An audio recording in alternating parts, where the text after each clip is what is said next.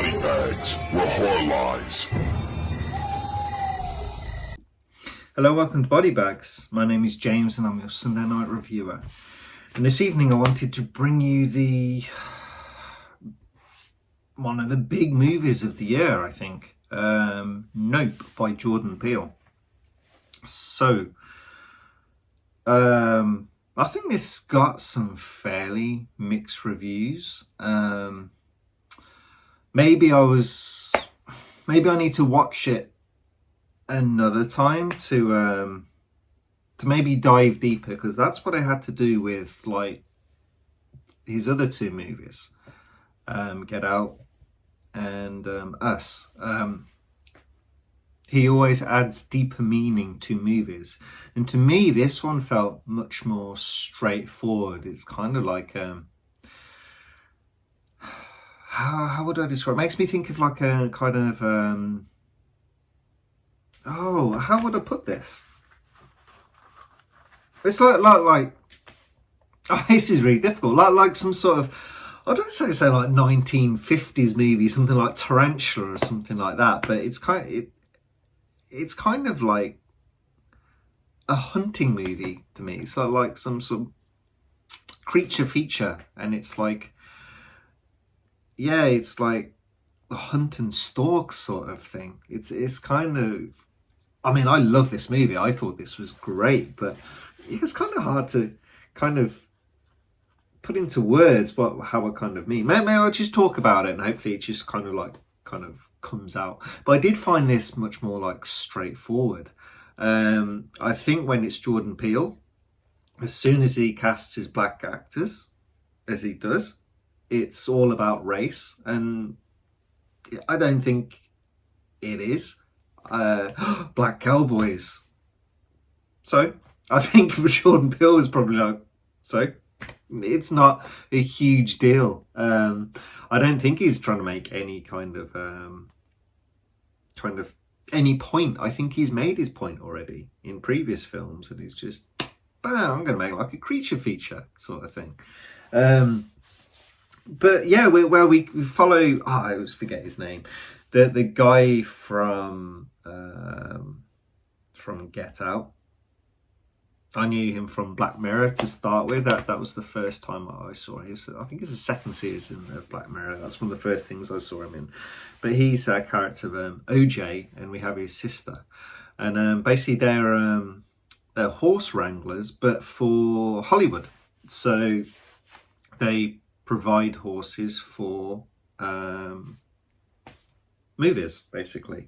There's a tragedy at the start of the film. A strange thing. OJ, well, his only sister, obviously, their dad dies. What's his name? Can't remember his name. Famous guy as well. Shit. Doesn't matter. Yeah, he unfortunately gets killed by a falling object.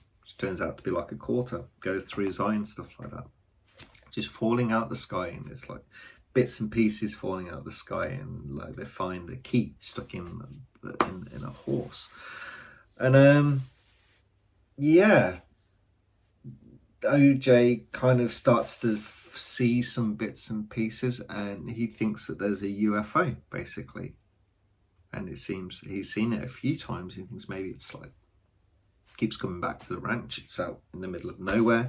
So he gets this guy to install. He goes and buys all these cameras. It's like pretty like difficult stuff. So this guy comes to install it. Weird, funny guy, and he gets kind of like into all this because he's tracking it, and they can see things.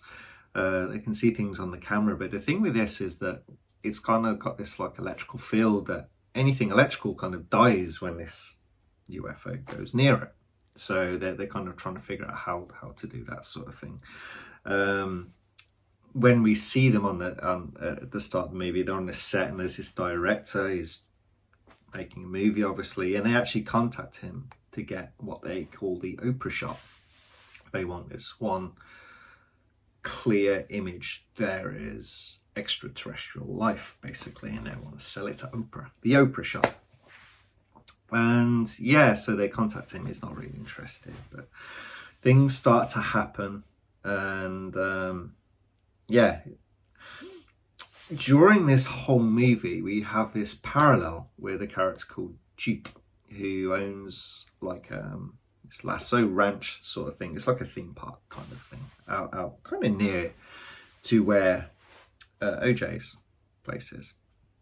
But like I said, it's like a theme park, and it's what's his name? It's the guy who's in The Walking Dead anyway, and he's in Mayhem or something like that.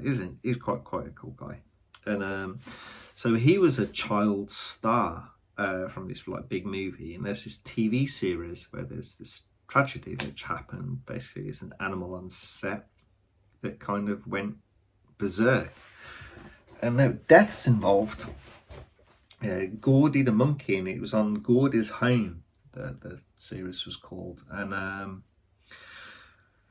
yeah, you have this parallel running through, and I'm probably missing what the connection is. It's kind of like our character of Dupe, like he sees this UFO as well, and there's this thing where it kind of takes horses. So he's figured this out. OJ's figured this out, and yeah, so he's been doing this for a few months, where they basically come and take the horse, and he's watching it with his family.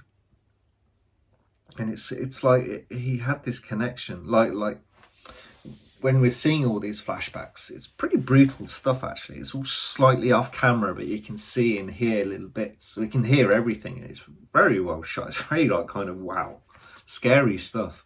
And so he's there, and he has this connection with Gordy, and Gordy sees him. Like they go to like fist bump, and it's like, does this give him some sort of complex? Like I don't know. Yeah, again, it's really hard to explain these things. It's like Gordy went through killing everyone, but he had this special connection. And does he feel that he has this special connection with this alien? Like he felt safe with Gordy. Does he feel safe with this UFO sort of thing?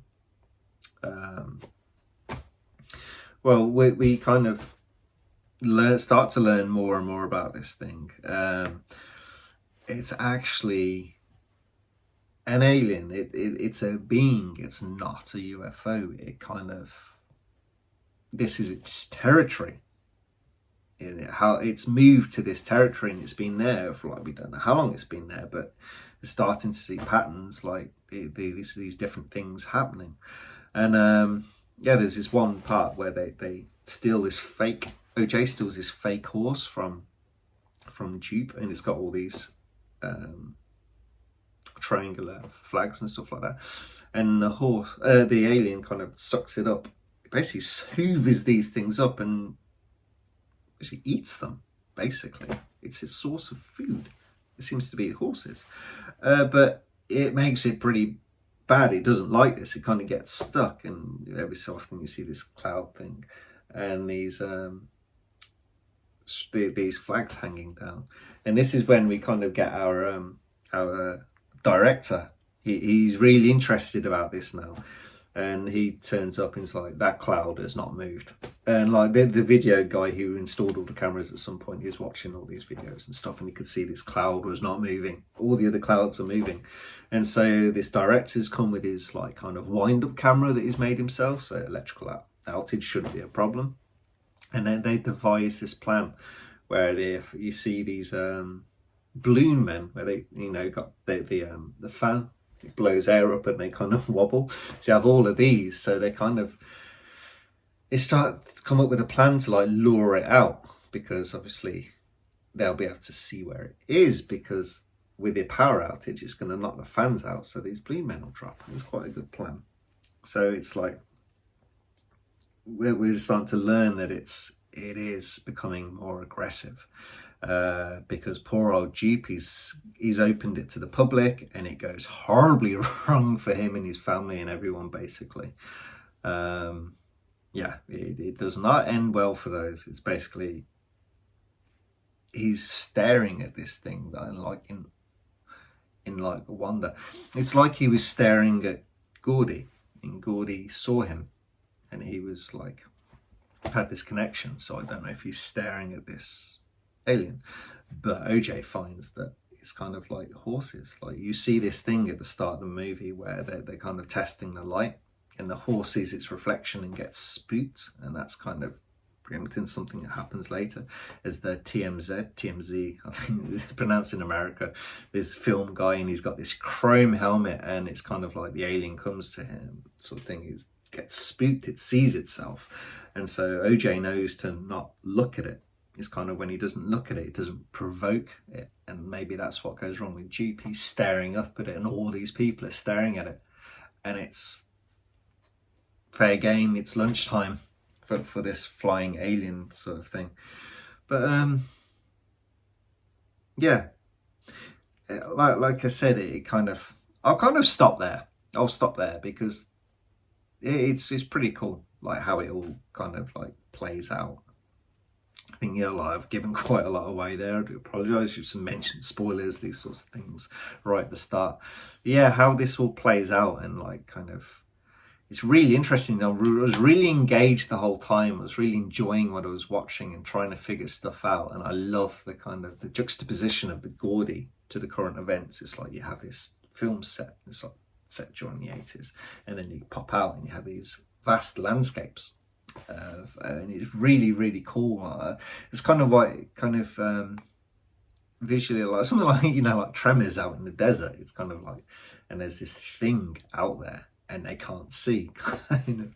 But then you got this hunting aspect of like something like Jaws, or so like I said, Tarantula or something like that. Like these kind of, there's this giant killer thing out there, and they kind of think of a way to kind of hatch a plan to kill it, but they also want this opera shot. It's about getting this shot, but it's a really well put together film. Like I really enjoyed this. I enjoyed the ride that it took me on. I don't think it's necessarily, I might be missing a lot of things. I don't think it's as deep as these other two movies, but it doesn't have to be. Why does every movie have to be super deep? Terrifier, for example, very popular film. I don't think that's particularly deep, that movie. It doesn't matter. It doesn't matter that they don't have to be. Then look at something like Annihilation. There's so much going on, some context in there. It's like, I love both those movies. Like I said, Jordan Peele doesn't have to be super deep each time. I'm sure there are bits I've missed. Watch the other, especially Get Out, I've seen multiple times. I'm sure I'm still missing stuff on that. But that's what movies are. That's why we watch these movies. It's why we buy these things. It's why we watch the extras for these, to find out new tidbits of information. Or when we watch it on multiple watches, we might see something different that we've not seen before, or interpret something differently. So this is one I'll definitely look forward to picking up on Blu-ray or 4K at some point. But yeah. One of my favourite films of the year, definitely. I'm pretty sure this will be top 10. Yeah, it's going to be in there. But anyway, I hope you guys enjoyed this review, and I'll catch you next week. Thank you. Goodbye.